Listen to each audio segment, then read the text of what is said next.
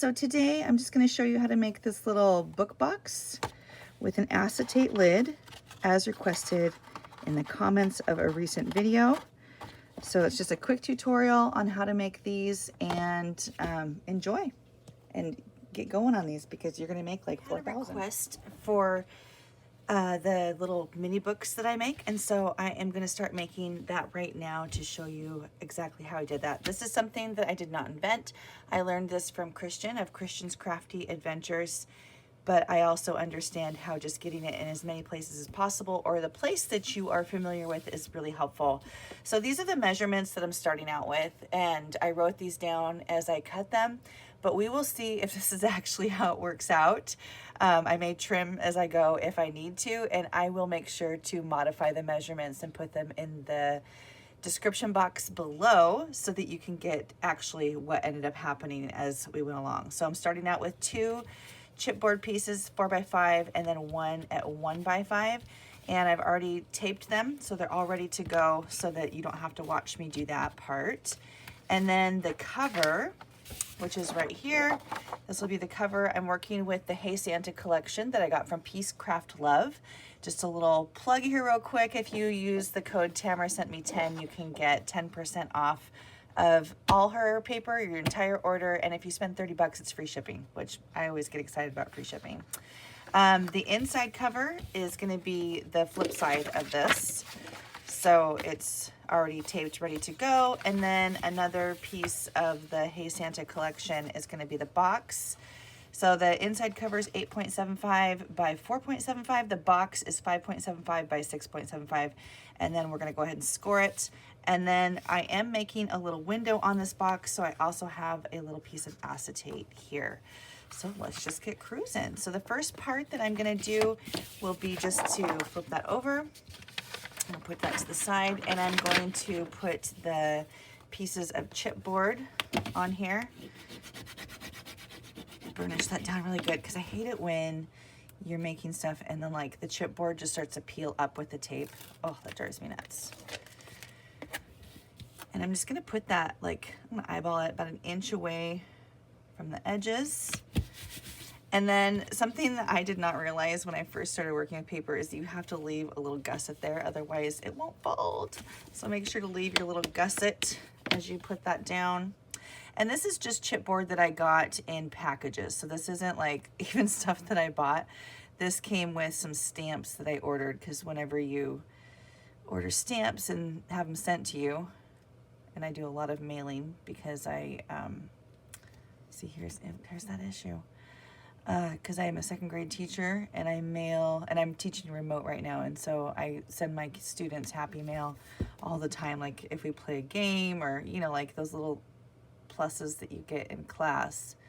So I have a lot of USPS, this won't come off, a lot of USPS chipboard just chilling around my house, so use it. Why buy it when it comes for free? I mean, I guess I paid for it too. So anyway, that's gonna go just a little bit of ways. And you know, like I have put it closer. It's better to go farther than closer in my experience. It's better to have more space to bend than less. But the most important thing is just making sure that it's even all up and down there. And you can see that I wasn't too careful with how I laid my tape. I buy this tape off of Amazon. It's 6 inches wide. It's not cheap, but it's so convenient, and I love it. It's like my favorite way to tape is just to lay one big fat juicy blob down. And you can use glue with this. In fact, I like using glue sometimes because when you're done with the whole project, the integrity of it, it's just like crispier, for lack of a better term. All right, so now I have that, and before I fold, I'm just gonna go ahead and lay down some tape on the edges. So I'll do that before I fold, before I cut. If you end up accidentally making the tape like go up over the edge, I've never had a problem with that. You might notice that I'm not worrying too much about making sure it gets all the way to the corner, and that's because I'm gonna be mitering the edges there. So a lot of that will be coming off. And I like to tape beforehand so that I make sure to get all the way up to the edges where I am going to miter. This, I also get this tape off of Amazon. I buy it in packs of 3 to 5, just depending on like what my crafting situation is at that moment.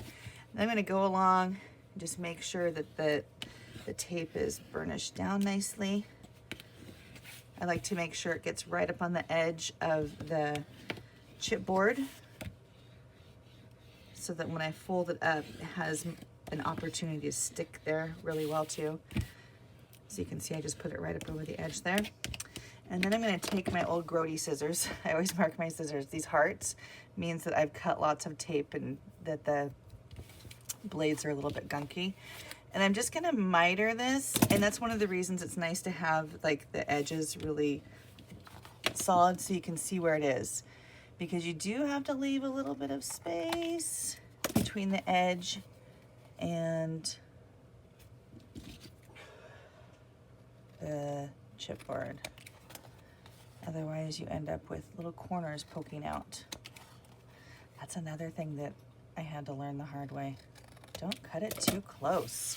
You can always trim it later, but you can't put it back on. All right, and then I just like to go like this to fold. Go right up to the edge.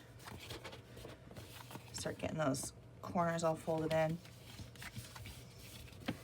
And I do it before I stick the tape down because that just allows me to make sure that I have the fold in the right spot, because sometimes you fold it and then you end up folding it a little bit out and then you're like, darn it, now it's funky. And then it's taped down and you have this weird little floppy part sticking out.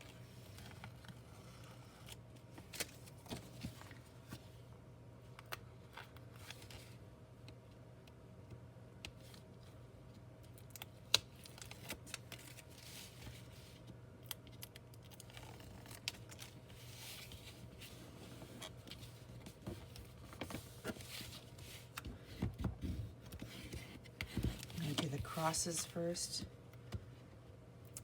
By the cross, I mean the opposites, not the cross. The across is what I meant.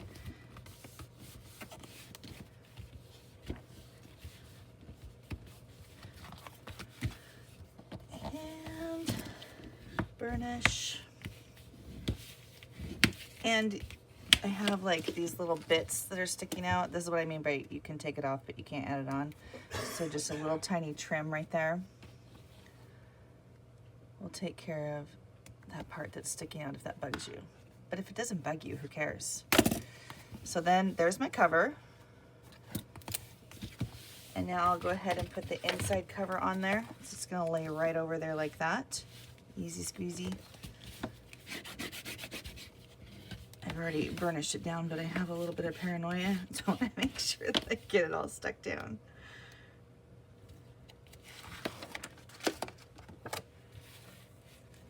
And this is non-directional, but of course I have to have it directional because I'm just like worried. All right. And here you go. Stick that down. And my son just walked in the room. He just woke up. So it's Saturday morning here at my house. My husband's playing a video game over here, and then my son is just rising and shining. I think he's gonna join him. I like to make sure that the edges or the gusset is stuck down really good, and that way when you actually go to fold it, you get a nice fold, because you can get like a wrinkly weird fold there. So now I've got the cover of my book box ready to go. So that part's done. And then you want to make sure that you fold it slowly, because it can crack the paper if you just, you know, squish it closed. And so making sure to do it slowly. Not today, but quite often I will go through and just run a seam around there, but I won't do that if I've used the tape. The tape tends to gum up my sewing machine, and so I don't generally do that. But if I use glue, I often will go around and just do some stitching around there just to add a little bit of extra something. And even like if I was gonna add something to the front and sew it on, I would have done that before I put the inside cover on. So little ideas there. And now for little cleanup before we move on to the next part. Accidentally threw away my finger blade. So far so good with these measurements. All right, so I've got my scoreboard here, finger blade, and my scoring tool. And I'm gonna go ahead and score this at 3/4 of an inch on all sides. So, wait, this looks way too big. Is this right? Let's see. 5.75 by 6.75. Is 5.75? It is. Why does it look so gigantic?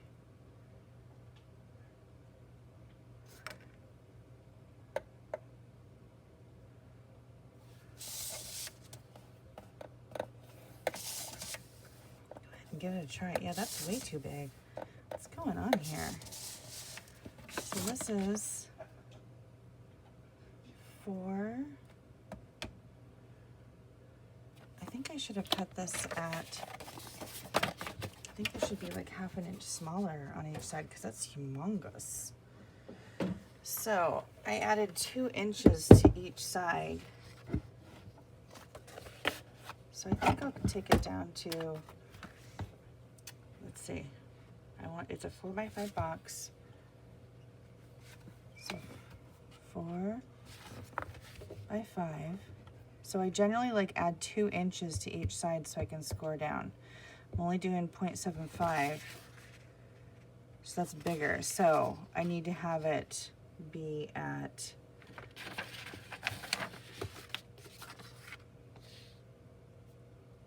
because it needs to be slightly smaller than that.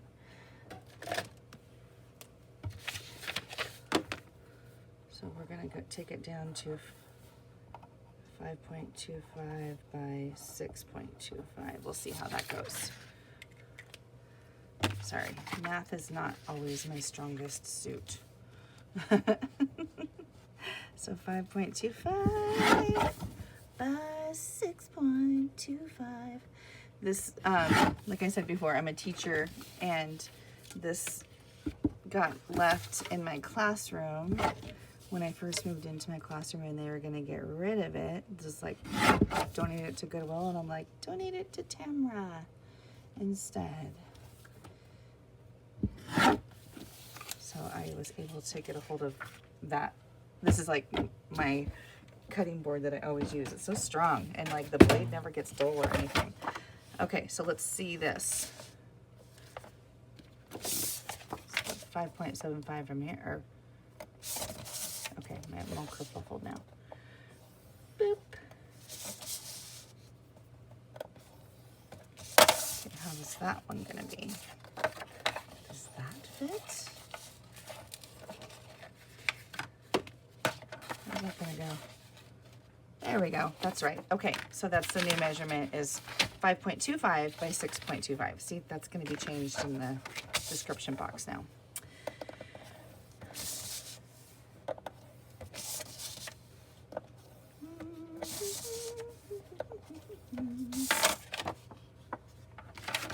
So now I'm like so worried though. Okay, it's gonna fit. It's gonna fit, right? Yeah, it's gonna fit. It's gonna fit, okay. I might make it like a tiny bit smaller if I were to do this again. Oh wait, I'm not done with this. Okay, so we were supposed to do, and then score the lid at 1.25 in the middle, but I'm just gonna like, so what the idea is I'm just making those marking lines in the middle, just means the top part, making those marking lines so that I know where I'm going to cut. And I actually cut right on my scoreboard, and I keep waiting for the day that I'm going to regret doing that, but so far so good. And what I like about that is that my lines stay really straight, and I'm going to cut like from the top so that the paper is pushed down. And so I'm just going to go right on top of this and cut like that, and then I'm just cutting my window. This finger blade thing, I learned about it from the Posh Paper Lady, And it is one of my favorite tools. I literally wore one out over the last year because I use it so frequently. And there it is. Okay, so there's my little window. That's gonna go on top of my box. Okay, so next part is to make our box. And I am using art glitter glue. It's my new favorite glue. I was Reptile glue for a long time, but I have switched over to art glitter glue. I know everybody has glue preferences. This one is just my current favorite. I don't sponsor them or anything like that, but I just like the glue. It tacks really quickly. And I just am cutting that fold right there on each of those sides.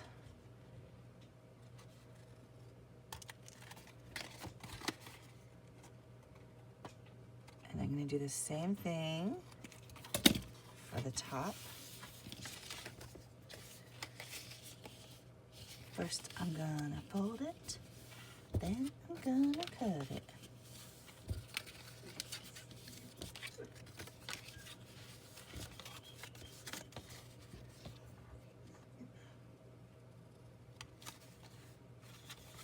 So I'm not cutting a ton away. I do cut a little bit of a V, but not like a super intense V. I like to have most of the paper in there, not too much, but most of the paper in there just to make sure it stays really firm. Okay, so before I glue that, I want to give the acetate an opportunity to dry a little bit before we put it all together. So I'm just gonna run a little bit of glue around here. Choop. Ooh, I put the wrong kind of pin in there and it rusted. Usually I'm really careful about that. I'm kind of surprised. Ugh. Because it turns like orangey. I have stainless steel pins that I bought specifically just for this purpose. But I like, they're not very fat, they're pretty slim. And so sometimes it makes for a little problem. There we go, okay. Makes for a minor little problem, but not as big of a problem as having rusty glue, because that's ew.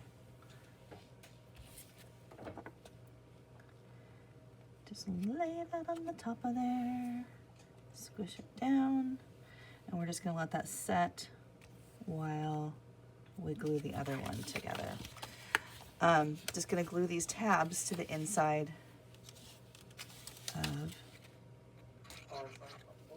right here, like that.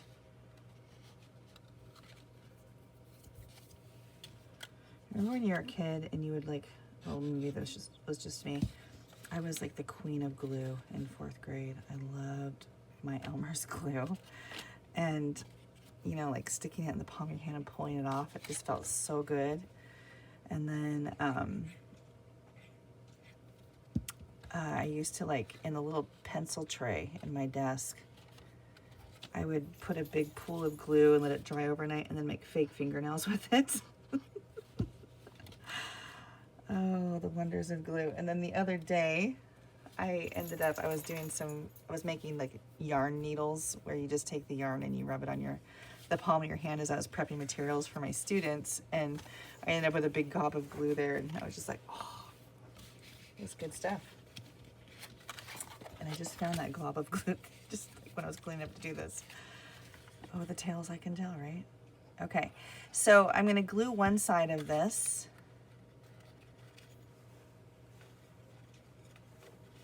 Get it all ready to go. And do the long side. And then I'm actually going to form this over the top so I can make sure that it actually fits the box.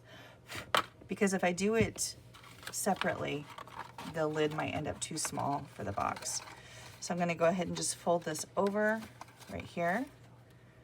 And then put some glue on my flaps. Choo, choo, choo, choo, choo. And then right there.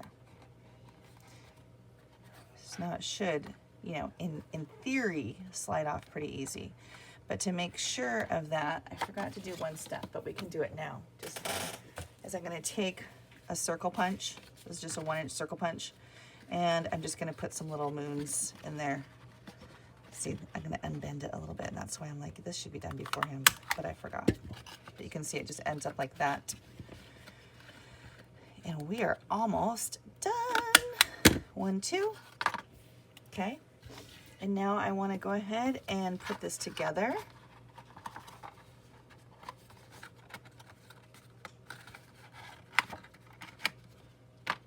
Turn it this way. Just trying to make sure that I have it situated in the right direction.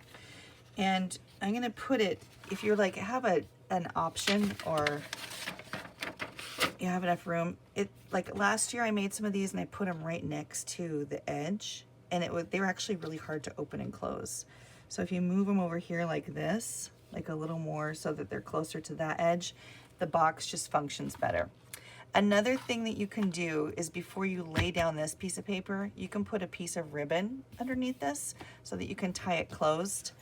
But you can also just put a little eyelet rivet thing between here and here, and then tie it closed that way too, if you want to.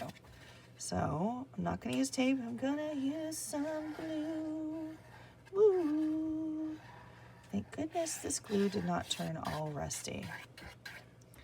So it's still totally ready to go and functional once I got past that rusty part. Isn't this fancy the way I glue? Just making sure it gets out to the edges there.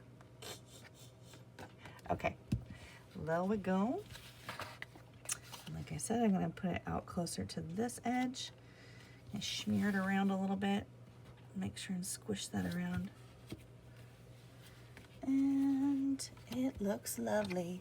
Got this thing at the dollar store. I'm kind of in love with it. It's really good for stuff like this, where like this, you just get like kind of the edge or the tip. But this just like gets into all the corners and squishes the glue around. And voila, here we have it. A little book box. So that's how you do it. And I can say thank you to Christian of Christian's Crafty Adventures for teaching me how to do this. And then, like I said, if you want this paper, head over to peacecraftlove.com, and she's got it, these 2 pieces, and then some wrapping paper as well. And make sure and use the code Tamara sent me 10 for 10% off. And if you spend $30, it's free shipping. Like I said, I'm always looking for that free shipping. Thanks for checking this out. Have a great day.